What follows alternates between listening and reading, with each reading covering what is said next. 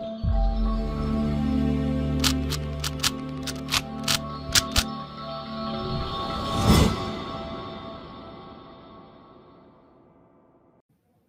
Guys, welcome to विवा classes. आज हम आपके साथ स्टार्ट करेंगे क्लास 12 मैथ्स का फर्स्ट प्रैक्टिस पेपर टर्म 1 के लिए। आपके एग्जाम आने वाले हैं एंड होपफुल आपके लिए जो ये प्रैक्टिस पेपर है वो आपकी मदद करेंगे। हम लोग ये जो प्रैक्टिस पेपर है ये आपको अवेलेबल करा देंगे। आप पहले खुद से प्रैक्टिस करिएगा, फिर इसका सॉल्यूशन जो है अगर आपको जहां पर दिक्कत लगती है वो आप देखने के लिए यहाँ पर वेरीफाई करने के लिए आ सकते हैं। तो देखिए क्वेश्चन नंबर 1 में आपको इनवर्स ट्रिको का क्वेश्चन दे रखा है, tan inverse 1 plus cos inverse minus 1/2 sin inverse minus 1/2 is equal to, right. तो इसके लिए आपको सिर्फ इतनी सी आइडेंटिटीज याद करने की जरूरत है कि जो भी इनवर्स ट्रिगो के अंदर नेगेटिव वैल्यूज होती हैं उनके साथ कैसे ट्रीट करा जाता है। तो tan इनवर्स 1 को हमने एज इट इज लिखा।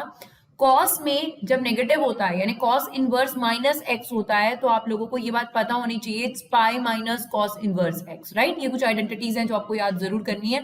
और अगर आप सारे फॉर्मूला लिस्ट चाहती हैं तो हमने पीडीएफ लिंक दे रखा है, आप वहां से पूरी पीडीएफ अपलोड कर सकती हैं। तो cos inverse minus x is pi minus cos inverse x. और साइन इनवर्स की बात करी जाए तो साइन इनवर्स में से नेगेटिव बाहर आ जाता है, that means minus sine inverse x. तो हमने ये लिखा माइनस साइन इनवर्स 1/2। अब इस नेगेटिव को ट्रीट करने के बाद आपको ये जानना है कि ये वैल्यूज टेबल में कहाँ होती है। तो tan इनवर्स 1 कब होता है? 45 डिग्री पर, पाई/4।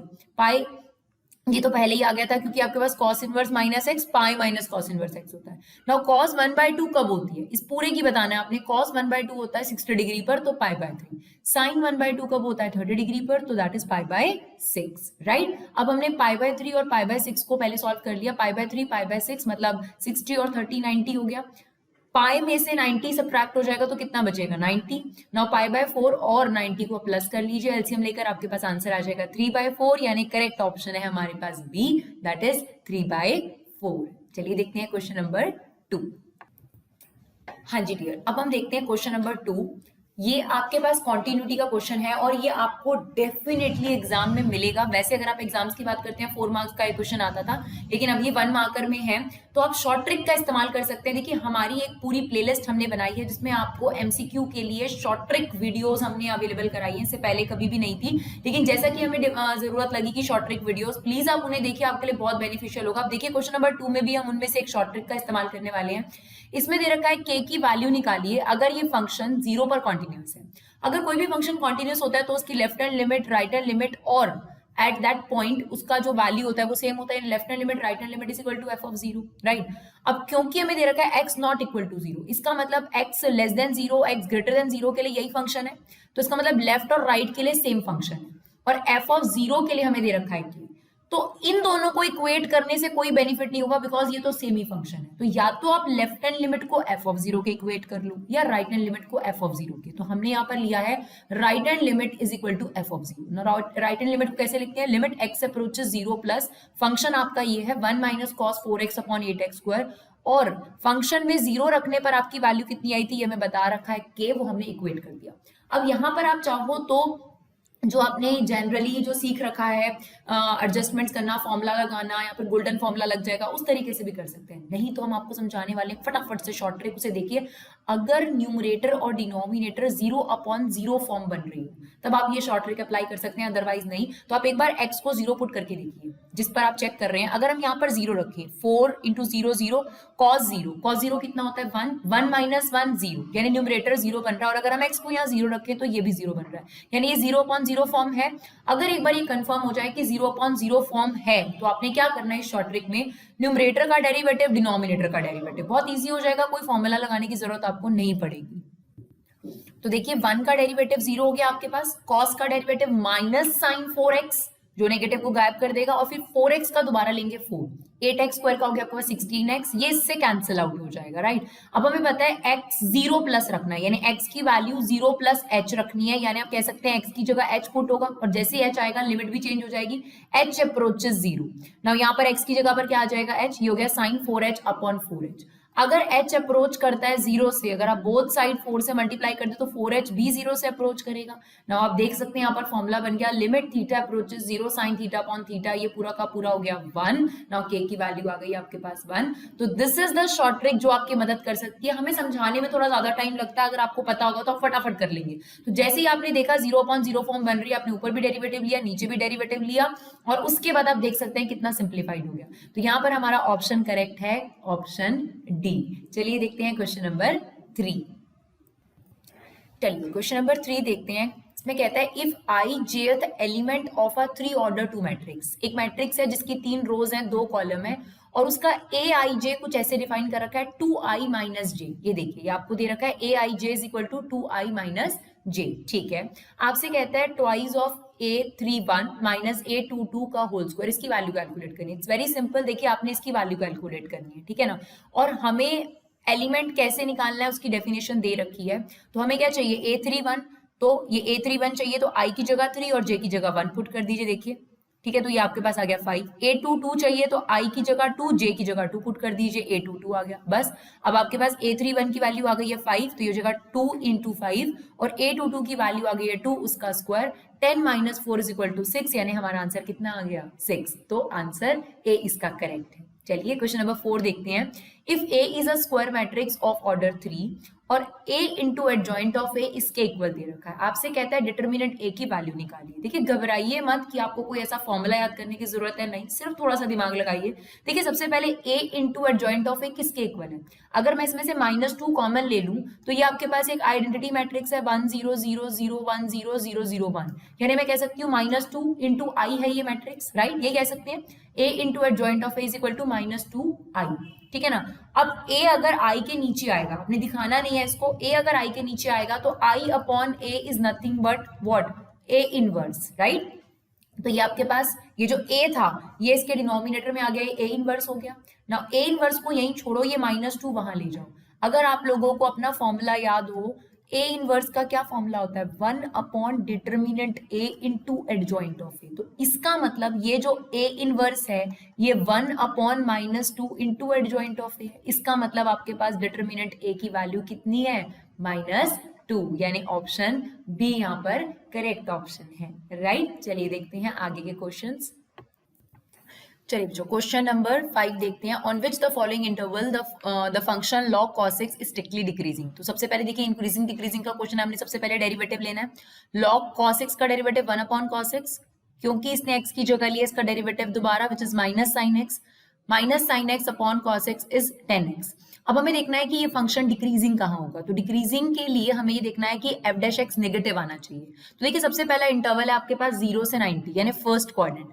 फर्स्ट क्वाड्रेंट में अगर आप 10x की बात करेंगे तो पॉजिटिव होगा, और बाहर उसके पास नेगेटिव साइन लगा हुआ है, तो नेगेटिव इंटू पॉजिटिव, यानी फाइनल आंसर मेरा नेगेटिव आएगा। तो मुझे पहला ही आंसर मिल गया, क्योंकि मेरा f डैश x मेरे फर्स्ट इंटरवल पर ही नेगेटिव होगा। 0 से 2π पे तो ये इंक्रीजिंग डिक्रीजिंग कुछ भी हो सकता है। π/2 पाई की अगर आप बात करते हैं, that is a second quadrant. Second quadrant में ये पॉजिटिव हो जाएगा, क्यों, बिकॉज सेकंड क्वाड्रेंट में 10x पॉजिटिव होता है, सॉरी नेगेटिव होता है, negative into negative ultimate sign हमारा पॉजिटिव आ जाएगा। तो जब हमें पहला ही आंसर मिल गया तो हमें बाकी चेक करने की जरूरत नहीं है, बस स्टिल अगर आप वेरीफाई करना चाहते हैं तो हमने डेरिवेटिव लिया और यहीं पे हमें शॉर्टकट में फटाफट पता चल गया फर्स्ट क्वाड्रेंट है ना। फर्स्ट क्वाड्रेंट में 10 क्या होता है आपके पास, पॉजिटिव और पहले से ही नेगेटिव साइन लगा हुआ है, तो हमारा फाइनल आंसर नेगेटिव आएगा, राइट। अब क्वेश्चन नंबर 6 डिस्कस करते हैं बच्चों। क्वेश्चन नंबर 6 में एक छोटा सा डाउट है, क्योंकि ये किसी स्कूल के एग्जाम्स हैं जो मैं आपके साथ डिस्कस कर रही हूँ ताकि आपको प्रैक्टिस और ज्यादा हो जाए।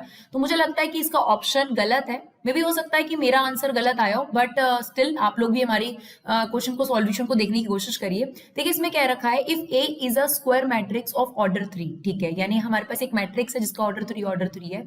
a into adjoint of a is equal to 1000i। देखिए ये अपने आप में ना एक प्रॉपर्टी है, आप एनसीईआरटी एग्जाम्पल नंबर 24 में जाके चेक कर सकते हैं। a into adjoint of a equal to determinant a i के इक्वल होता है। इससे पहले भी एक क्वेश्चन आया था ऐसा जिसमें मैंने आपको डिटर्मिनेंट निकाल के दिखाया, यहाँ पर भी मैंने वही प्रोसेस करके दिखाया, बट आप शॉर्टकट में भी जान सकते हैं कि ये कुछ और नहीं है, ये डिटर्मिनेंट a है आपके पास 1000 rupees, because this is a property a into adjoint of a is equal to determinant i। नहीं तो आप देखिए ऐसे भी कर सकते हैं, ये जो a है हम अपॉन में ले गए, राइट। अब i अपॉन a क्या होता है, a इनवर्स। नाउ 1000 को अपॉन में ले आइए।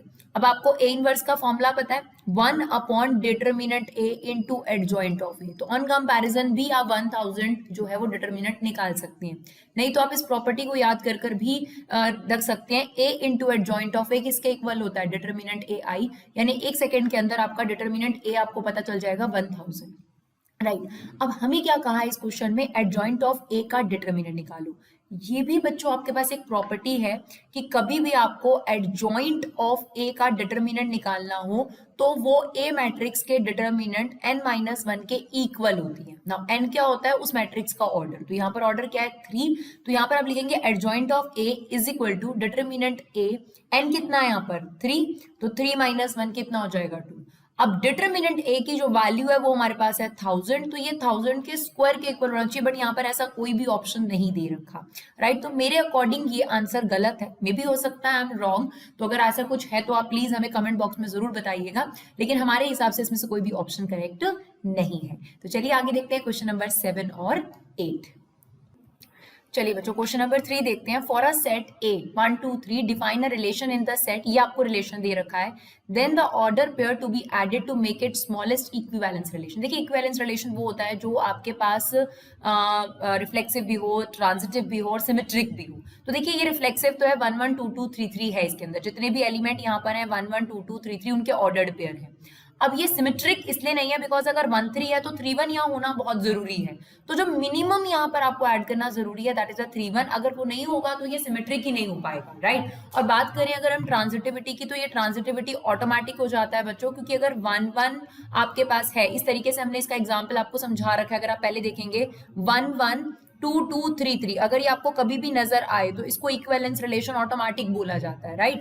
तो अगर आपके पास 1 3 है और अगर हम इसमें 3 1 ऐड कर देंगे तो एक तो ये सिमेट्रिक भी हो जाएगा और ट्रांजिटिव भी, क्योंकि a comma b b comma c, तो यहाँ पर a कॉमा c b है 1 कॉमा 1, तो इसमें जो मिनिमम हमें ऐड करने की जरूरत है that is 3 comma 1, that become equivalence relation. Question number 8 very easy, दो मैट्रिक्स दे रखी हैं, इक्वालिटी ऑफ मैट्रिक्स क्या कहती है, कंपेयर करिए, x minus y is equal to -1 यानी a11 के इक्वल होगा, z 4 के इक्वल होगा, 2x माइनस वाई 0 के इक्वल होगा, w 5 के इक्वल होगा। ये इक्वेशंस बन गई हमारे पास। इन दोनों इक्वेशंस को हमने एलिमिनेशन मेथड से सॉल्व करा, x की वैल्यू 1 आ गई, y की वैल्यू 2 आ गई, हमारे पास चारों वैल्यूज आ चुकी हैं बच्चों। अब हमें ये चीज फाइंड आउट करनी है, x plus y minus z minus डब्ल्यू, वैल्यू पुट कर दीजिए, आपका फाइनल आंसर आ गया -6, राइट। चलिए देखते हैं आगे क्वेश्चन। चलिए डियर अब देखते हैं क्वेश्चन नंबर 9 और 10। द पॉइंट एट विच, हमें क्या निकालना है, ध्यान रखिएगा, point of contact, the tangent to the curve is parallel to x axis. देखिए कभी भी कोई भी लाइन अगर एक्स एक्सिस के पैरेलल होती है तो उसकी स्लोप क्या होती है, 0, राइट। सबसे पहले हम टेंजेंट की स्लोप निकाल लेते हैं, ये फंक्शन गिवन है, हमने इसका डेरिवेटिव ले लिया, it's 3x square minus 6x, right. क्योंकि हमें दे रखा है जो ये टेंजेंट है, ये टेंजेंट एक्स एक्सिस के पैरेलल है, तो इसकी स्लोप भी 0 होगी, तो हमने इसको 0 के इक्वल रख दिया। 3 कॉमन लिया यहाँ से, 3 राइट साइड पे जाके 0 हो गया। नाउ इसकी हमने कर दी मिडिल टर्म स्प्लिटिंग, तो हमारे पास दो वैल्यूज आ गई, x माइनस 3 x प्लस 1, इसको 0 के इक्वल रखेंगे तो x की दो वैल्यूज हमारे पास आ गई, x इज इक्वल टू 3 और x is equal to -1, right. ये x की वैल्यूज आपने रखनी है फंक्शन के अंदर, यानी इसके अंदर x की वैल्यू यहाँ पर सब्स्टिट्यूट कर दीजिए, that is 27 minus 27 minus 27 plus 7, तो आपके पास आंसर आ जाएगा y का -20। सिमिलरली x की वैल्यू -1 इसमें पुट कर दीजिए, y का आंसर आ गया 12।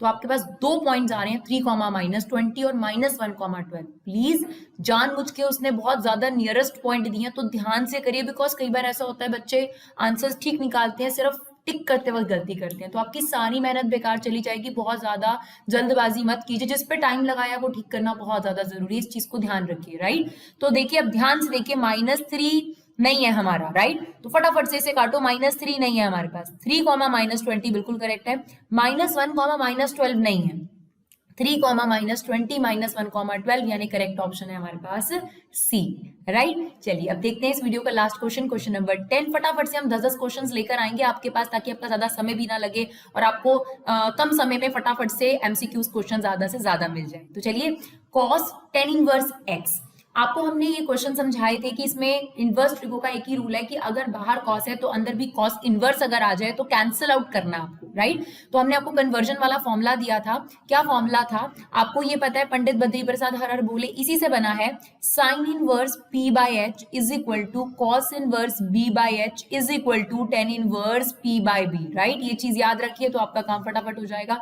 तो अभी फिलहाल ये जो आपके पास है ten inverse p by b है, यानी परपेंडिकुलर अपॉन बेस, यानी परपेंडिकुलर की वैल्यू x और बेस की वैल्यू 1। क्लियर। अब हमने यहाँ पर पाइथागोरस थ्योरम लगाई और हमारे पास पाइथागोरस थ्योरम लगाकर क्या आ जाएगा, रूट 1 प्लस एक्स स्क्वायर, क्योंकि आप देखिए हाइपोटेन्यूज का square is equal to perpendicular का स्क्वायर प्लस बेस का स्क्वायर, फिर जो ये स्क्वायर है वो इस पर स्क्वायर रूट चला जाएगा, तो आपके पास हाइपोटेन्यूज ये आ गया। क्लियर। हमने अभी आपके सामने लिख कर दिया cos inverse b by H ten inverse p by b के इक्वल होता है। तो यहाँ पर जो cos inverse b by H sorry ten inverse p by b था, उसकी जगह हमने क्या रिप्लेस कर दिया, cos inverse b by H, because all are equal, right, all are equal. तो टेन इनवर्स x की जगह, टेन इनवर्स x की जगह हमने क्या लिख दिया, यानी ten inverse p by b की जगह cos inverse b by H. Now base is 1 and hypotenuse is this, तो ये आ गया cos से cos इनवर्स कट जाएगा और आपके पास आंसर बच जाएगा 1/1 प्लस एक्स स्क्वायर, यानी हमारा आंसर है आंसर ए। तो आई होप बच्चों आप लोगों को ये वीडियोस अच्छी लगेंगी, क्योंकि मुझे भी लगता है कि 2-2 घंटे की जो वीडियोस हैं उन्हें देखना बहुत ज्यादा मुश्किल हो जाता है। 15-15 मिनट की 10-10 क्वेश्चंस आप लोग रिवाइज करेंगे। अगर आप रोज का भी टारगेट बना लेंगे कि 10 क्वेश्चन हमने रोज देखनी है वीडियोस, तो आप लोग बहुत अच्छे हो जाएंगे एमसीक्यूज को लेकर। आई होप आपको ये वीडियो यूजफुल लगे। अगर आपको ये वीडियो यूजफुल लगे तो प्लीज हमारे चैनल को सपोर्ट करिए, आप अपना कीमती समय निकाल कर एक शेयर जरूर करिए। Thank you so much guys for love and support, keep supporting.